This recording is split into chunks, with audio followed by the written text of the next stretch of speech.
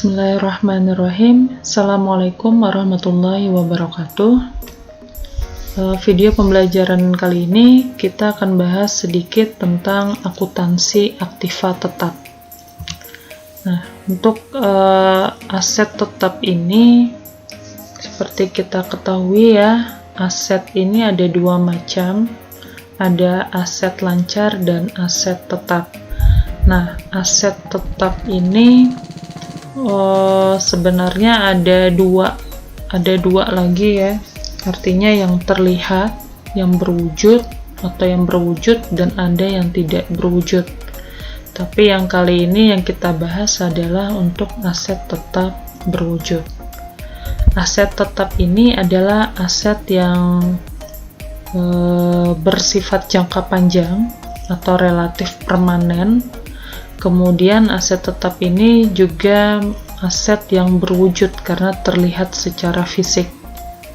Kemudian aset juga dimiliki dan digunakan oleh perusahaan dan tidak dimaksudkan untuk dijual sebagai bagian dari operasi normal.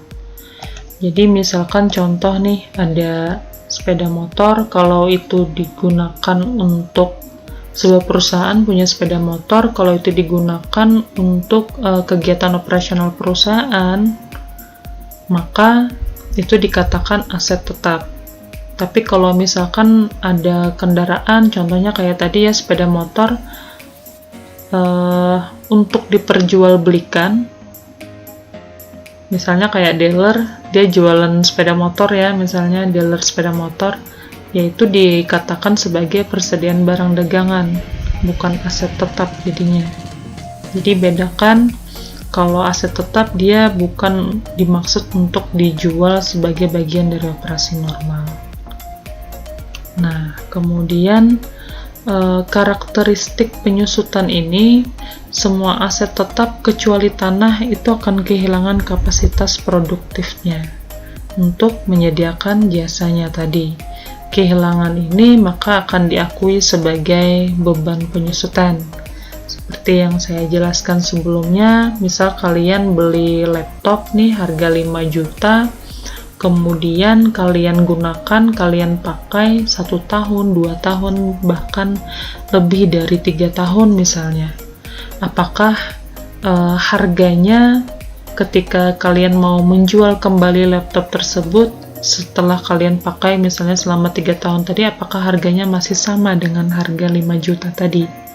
Tentu tidak akan lagi kan, karena akibat dari pemakaian tadi, maka dia akan kehilangan, dalam hal ini kualitasnya tadi, kapasitas produktifnya akan berkurang.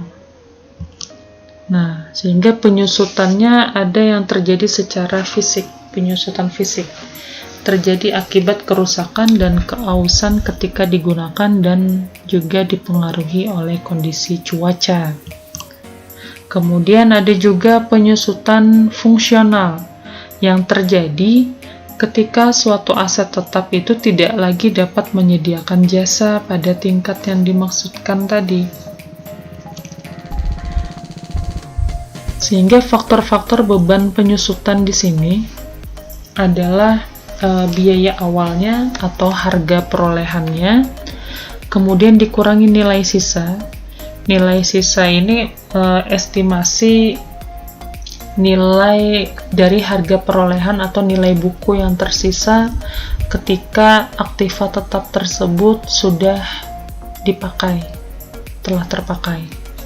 Nah, kemudian biaya awal atau harga perolehan tadi dikurangi dengan nilai sisa dari aktiva tetap tadi, sama dengan nilai yang dapat disusutkan. Nah, sehingga nilai penyusutan ini akan dibagikan sesuai dengan masa manfaatnya atau umur ekonomisnya. Sehingga setiap tahun, 2 tahun, kalau misalkan dia ada masa manfaatnya di sini 5 tahun, maka beban penyusutannya secara periodik juga dihitung setiap tahunnya tadi. Nah, contohnya begini, estimasi penyusutan mesin.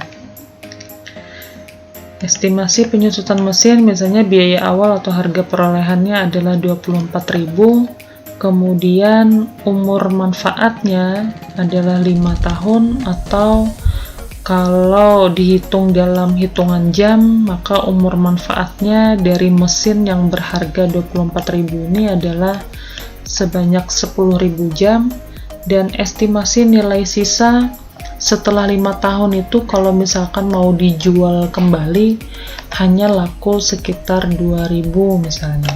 Itu maksudnya nilai sisa ya, nilai buku di akhir masa manfaatnya.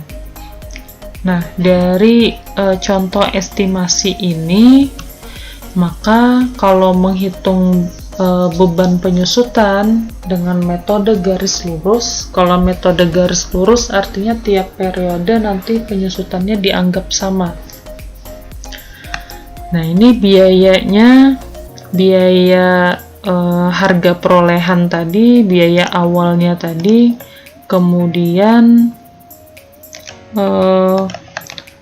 dikurangi dengan estimasi nilai sisa nih, nilai sisa yang ini, kemudian dibagi dengan masa manfaatnya atau umur ekonomisnya, sehingga disebut sebagai penyusutan tahunan tadi. Ya, kalau misalkan estimasinya 5 tahun ya berarti nanti penyusutannya per tahunnya berapa selama 5 tahun tadi. Contoh yang di soal tadi kan harga perolehannya ada 24.000. Ini harga perolehan. Kemudian nilai sisa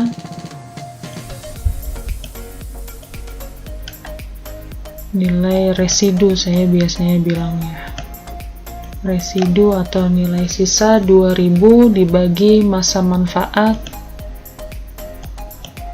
Masa manfaatnya adalah 5 tahun, sehingga penyusutan per tahunnya adalah 4.400. Artinya selama 5 tahun, dalam 1 tahunnya terjadi penyusutan sebanyak 4.400 ini.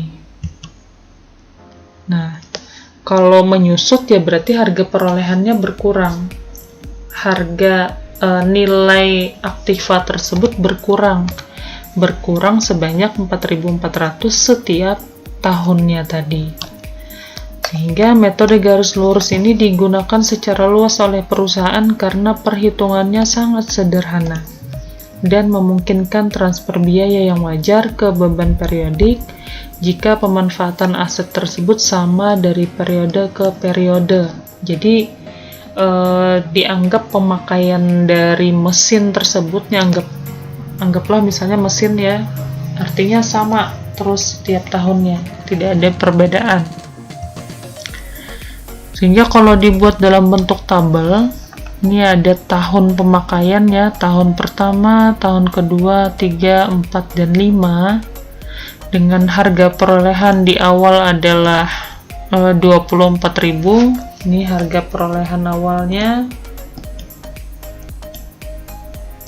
Kemudian akumulasi penyusutan di awal tahun nih nggak ada ya, karena masih tahun pertama.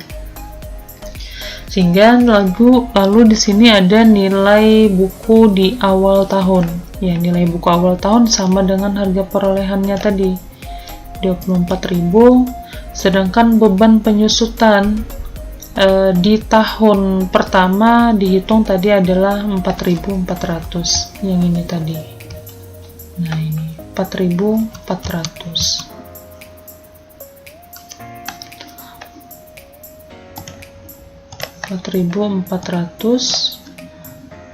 Sehingga nilai buku akhir tahunnya 24.000 dikurang dengan 4.400 ini. Nah, 19.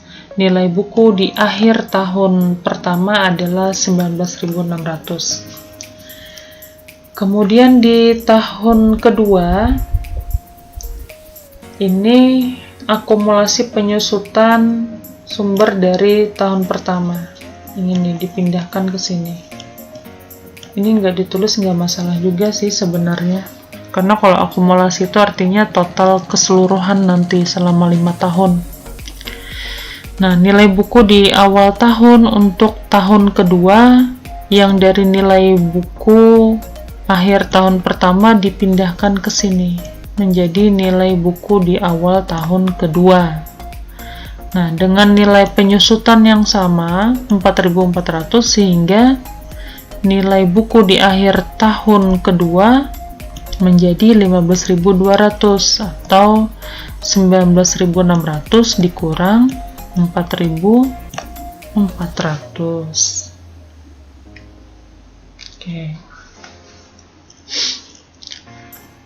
Lalu di tahun ketiga, cara yang sama, nilai buku di akhir tahun kedua itu menjadi nilai buku di awal tahun ketiga. Yang ini. Dan penyusutan yang sama 4.400 sehingga 15.200 dikurang 4.400, nilai buku di akhir tahun ketiga adalah 10.800.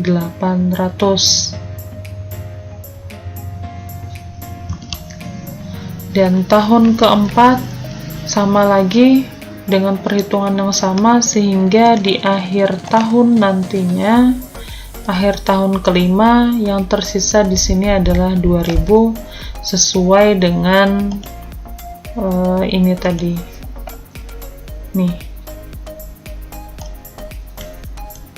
nilai sisa yang ada di soal tadi ya, nih 2.000.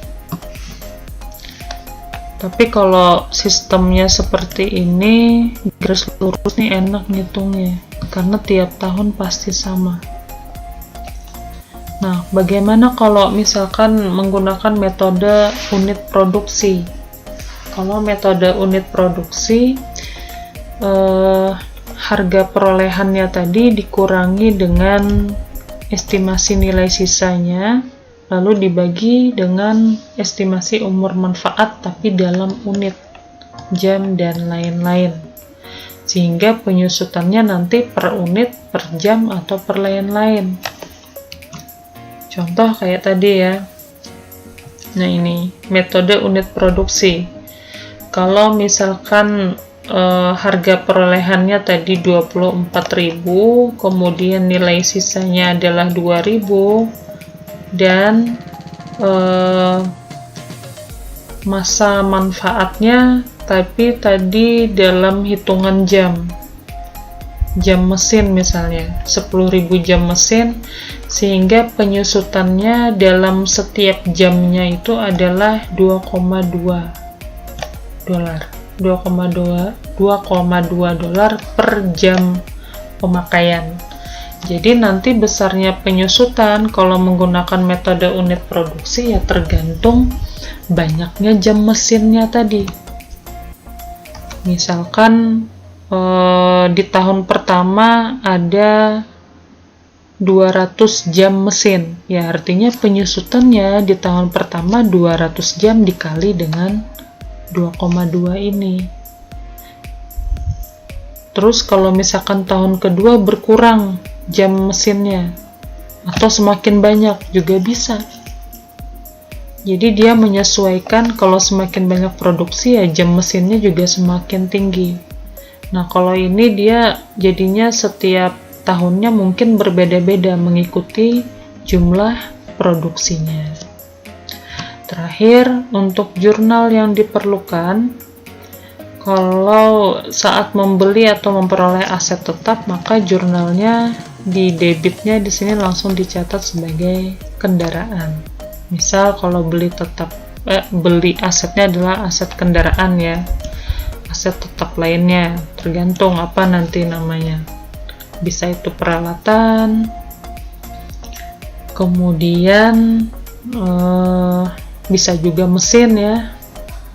Nah, kalau misalkan beli